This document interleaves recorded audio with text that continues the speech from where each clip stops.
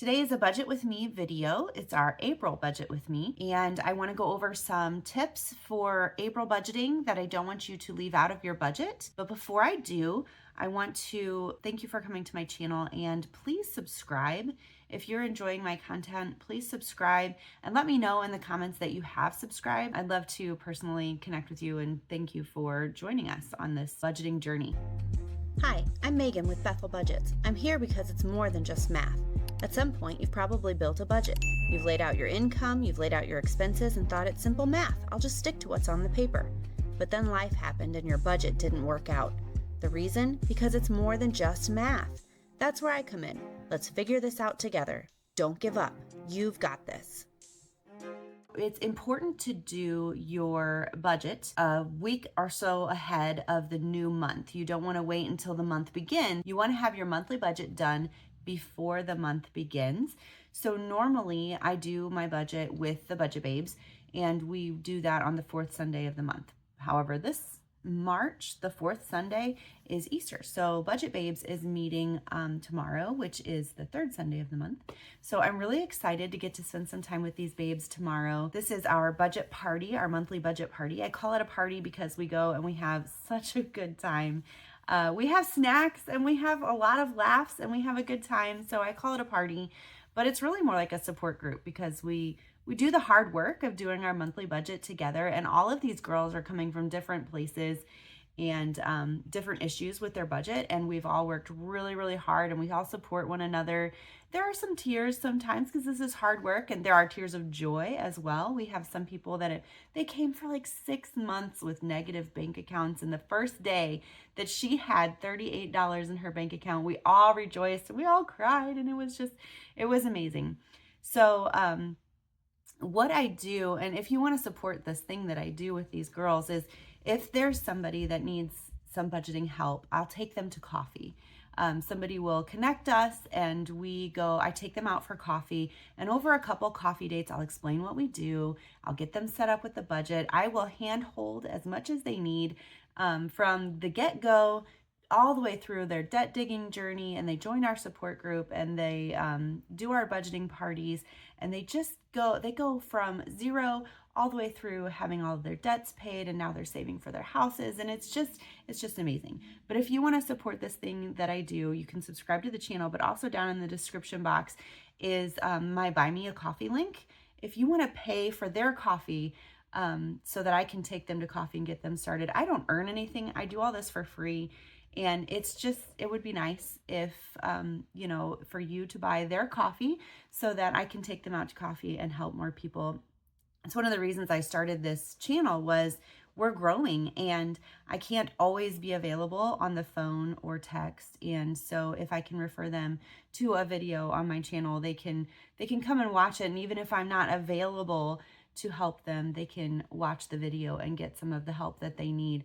So this is just me trying to multiply myself without, I'm a finite resource. I'm only one person, but that's how you can support this thing that I do with the Budget Babes, and support me on my channel by subscribing and let me know that you have.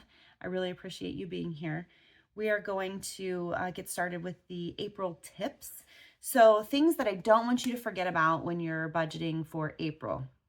First of all, Easter, it's kind of April, it's kind of past, but typically Easter, if Easter caught you by surprise this year, set up a sinking fund for next year.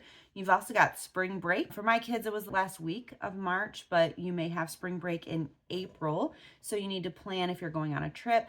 What always got us was we didn't travel for Easter, but we would do like a staycation type of thing. We would all take the day off and go somewhere local, but that still costs money.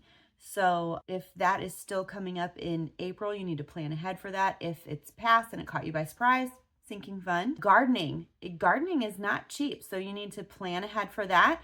Create sinking funds. Keep track of your spending for your gardening this year so you can sinking fund that for next year. Spring cleaning. Do you have to power wash maybe? Do Do you have to hire somebody to power wash? Do you need a new power washer? What kinds of things are you needing to do around the house for spring cleaning, and what's it going to cost? Taxes. Are you having to pay for taxes?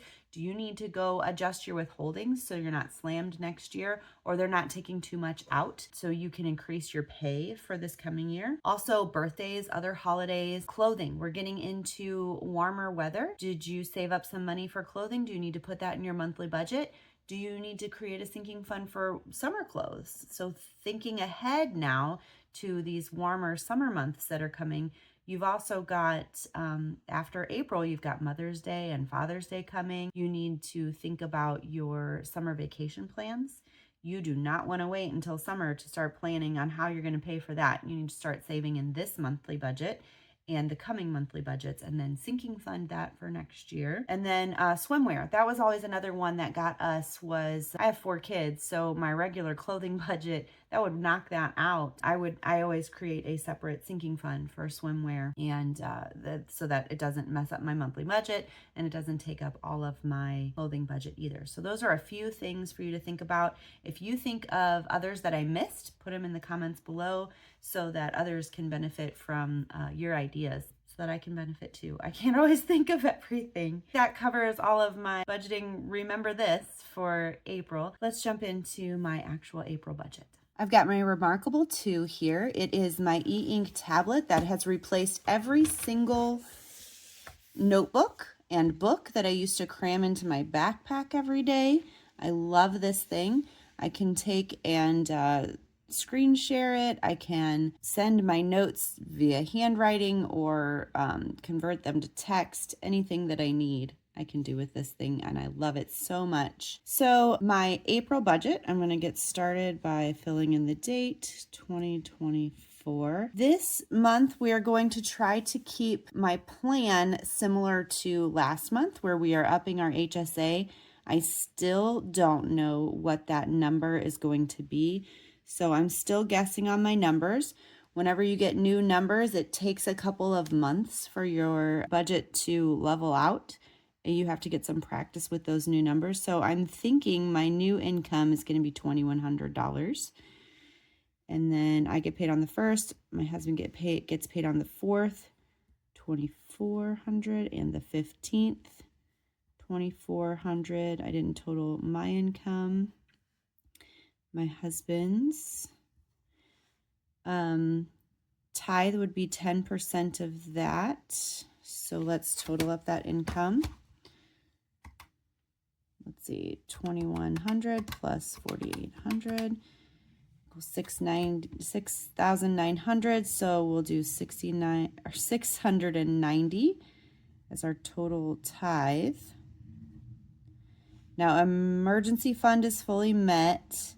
Lump sums, I don't know exactly what number I'm going to put here yet. I would like to put about 10% of our income, so I'd like to get about 690 there. Last month, I was able to do about 621 planned, but I was able to actually transfer 698. So I am going to save this number until the end of the budget and see how much I can actually put into lump sum sinking funds.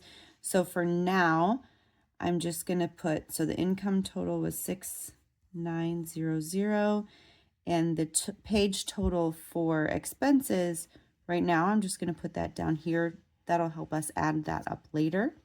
Okay, water, sewer, trash comes out on the 7th, and this one I treat like an envelope. So I plan for 150. This is an every other month expense. Natural gas on the 2nd, and that's $65. Electricity comes out on the 2nd, and that's $149. Internet comes out on the 10th, and that's usually $20. But the grant that we were getting, I think it goes out this month, so I'm going to put $50. I think this is the first month where we lose that grant. So I need to plan on that. Okay. Groceries, $1,200. I'm keeping all of this the same because I like to keep my monthly budget as close to the same as possible every month. So family dining out gets $200, date night $200. Fellowship is us grabbing coffees or lunches with friends or colleagues. So that's 1,700 there. Oh, I didn't total up this category here. So 150 plus 65 plus 149 plus 50, 414 for that category. Gas, we've been doing 300 and not quite hitting, but that's okay. And then 56 for car wash, which gives us a total of 356 for that category. So 414 in that category plus 1,700 there plus 356 gives us a page total of 2,470. Spouse business and planning nothing for. The phone comes out on the 11th, and that's usually $69. Shopping, I always give us $150. That is our like Target and our Amazon. Hair and cosmetics. It is the rest of the family's turn this month. House clean, that's just a dream. I want to get my house cleaned, but I keep it on there, but it's not happening right now. Birthdays is birthday gifts for birthday parties that my kids get invited to. My own kids have their birthday sinking fund that I save up for throughout the year, every year. So what was throwing off my budget, and I talked about this in my last video, was that my older kids keep having youth group events where they'll go to a climbing gym or they'll go jumping somewhere or they'll have these outings. And I haven't been planning for them because I never know when they're happening, but I just kept thinking it was, just this once. Well, it's happening often enough that it's time to create a sinking fund for that. So my husband and I talked, and I thought, do I need to create a youth fund so that when these things happen, I have funds set aside for that? So I was just going to do like 100 in birthdays and 100 in youth. But neither of these categories happen every single month.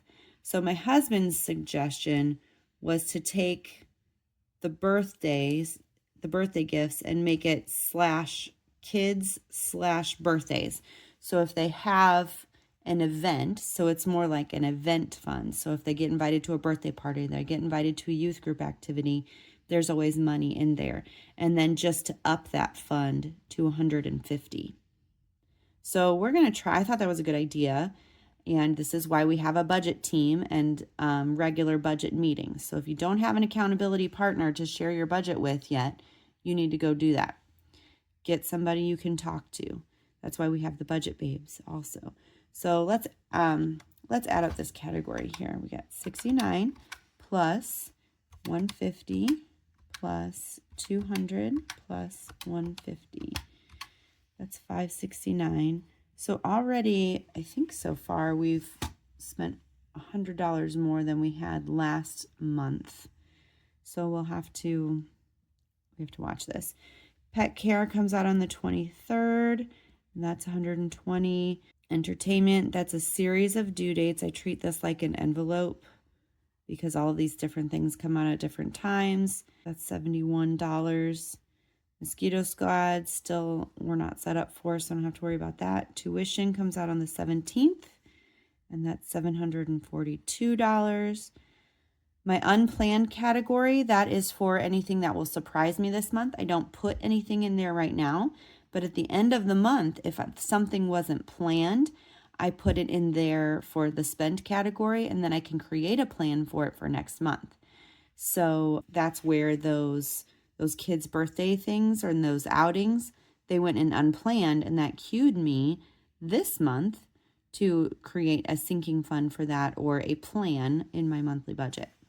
You can do it either way. Gym, that comes out on the 17th. That was another unplanned one from last month. Last month's unplanned thing that happened was the gym yearly membership fee. My husband neglected to tell me about that. It happened 3 months after he signed up for the gym. They just randomly took out the yearly fee. So now I made a sinking fund for that, so that won't happen. So, but the regular membership fee is only $27 a month.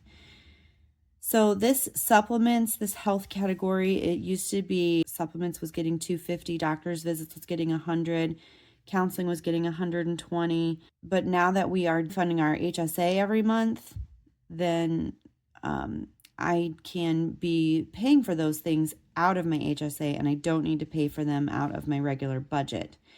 So I'm going to leave these things blank for now, and we'll total up these categories. Oh, I didn't total up this category. 120 plus 71 plus 742 equals 933, and then 27. So we've got 569 plus 933 plus 27. So my page total here is 1529. Mortgage comes out on the 1st, and it's 1497. Debt digging, I had 56 on there from last time, but it's actually 63 in order to pay off that phone in time. We were debt free at the beginning of this year, but then we had a bunch of emergencies hit. If you want to hear how I explained how we're handling all of those emergencies, you can go and look at my emergency fund update video, and that'll explain that $63 right there. Let's total that category. 1497 plus 63. That's 1560 in that category. Insurance we do through sinking funds, so we don't have to worry about that. Spouse spending is $50. Okay, the second Saturday of the month in April is the 14th, so that's the day I'll sit down and do all of my kids' income. When my kids turn 10, they get a $10 income a month and a Chromebook that has a spreadsheet on it that we sit and we budget together every single month. They learn to give, save, spend, and their first job is to create an emergency fund that is big enough to cover the cost of their Chromebook if they were to break it. My spending category gets $50, which I did not spend my $50 last month so far. Then transfers, you can see that on here. I'm not giving anything to transfers. Transfers is where I log my money that is coming in and out of my sinking funds. So if I were to spend something from my Easter fund, it's going to go here in every dollar, and it's going to go here in my spreadsheet, and that's how I take it out of my sinking funds. And then to put it into my sinking funds, that's over there on the lump sum, which we're going to go back to in just a minute, the lump sum sinking funds deposit. So let's add up this category here. There, hold on.